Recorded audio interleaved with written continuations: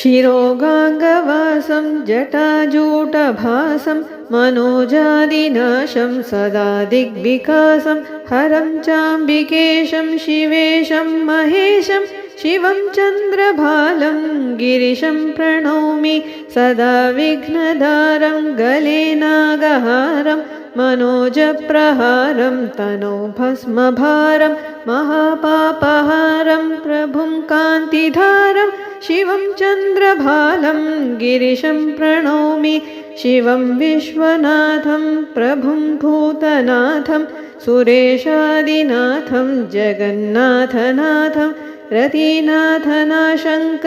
देवनाथं शिवं चन्द्रभालं गिरिशं प्रणौमि धनेशादितोषं सदा शत्रुकोशं महामोहशोषं जनानित्यपोषं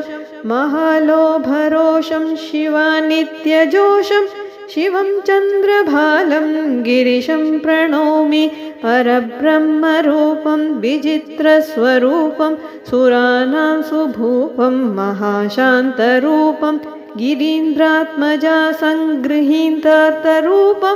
शिवं चन्द्रभालं गिरिशं प्रणौमि